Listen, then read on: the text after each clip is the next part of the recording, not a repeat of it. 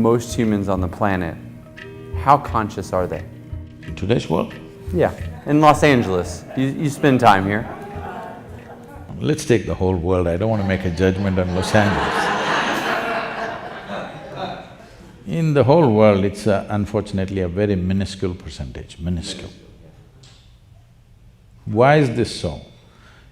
Why is it people are not conscious? The fundamental reason is they have taken themselves too seriously. They don't understand that they're just a pop-up on the planet. They'll pop up and pop out, but big fuss about that. What is me has become too important. What is me means my physical form is me, essentially, isn't it? So, once my limitations become very important, there is no way to be conscious.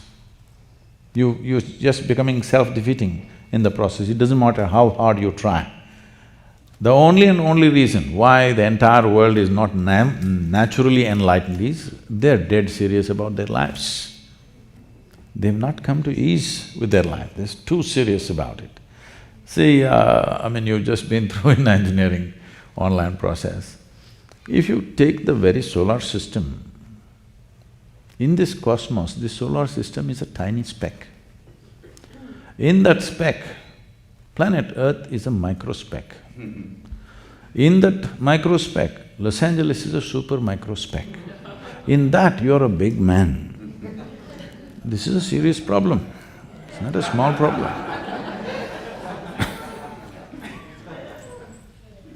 So once you create this problem, then you cannot be conscious, you can only be mentally alert because it's all about survival.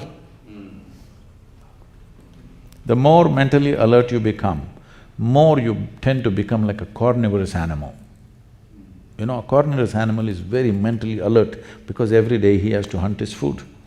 You know, I have spent so much time in the jungles in India, you must see a tiger, how alert he is, how alert he is. Because if he's not alert, he's not going to get food, he's going to die of starvation. He's got to be super alert to earn his food. Most people think tigers can kill what they want. No, it's very, very difficult for him to get his prey because all the herbivorous animals are faster than him and they sweat in the body, so they can run longer. He can only do one burst. In that burst, he must catch, otherwise he gets hot, his body gets too hot, he cannot go. He just sits there helplessly because his body gets overheated. You must watch this whole game, how it goes on, how frustrated he is that he can't get his food. He knows his energy levels are going down and as time passes by, he will become more incapable of getting his food. You should see the anxiety on his face. So he is super alert. This is the nature of a carnivorous animal. Once your alertness, mental alertness goes that way, you become like a predator, always looking what you can get, what you can get, what you can get. It may be in whatever levels of life that people are involved in, but all the time they're trying to grab something because mental alertness creates that. I'm not saying you should not be alert, but if you're conscious and alert, then it works in a different way. But if you just ramp up your mental alertness, you will become like a hunter all the time, waiting, crouching for something. And if I heard you correctly, many people who are pursuing consciousness end up just becoming more mentally alert. And so, how does one strive to have more consciousness, but if it's not something you can work at or work towards, what is the path? See, the very question when you say to pursue consciousness, how will you pursue consciousness? Or I guess a higher consciousness. In which direction will you pursue? I think in… Because you are consciousness, isn't it? Where is the need to pursue this? See, we can pursue certain levels of competence in the world. See, we can pursue a skill, we can pursue certain levels of competence in the world which will make us a little better with whatever we are doing. But you cannot pursue consciousness. This has to come to ease, then only it'll become conscious.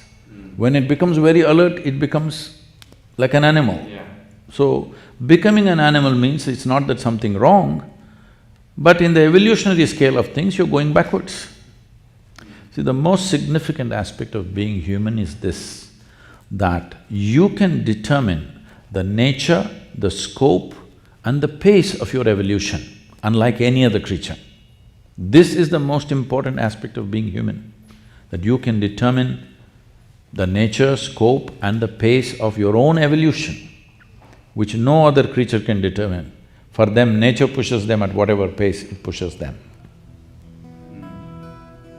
That's what yoga means, tools of transformation, so that you can hasten your evolutionary process.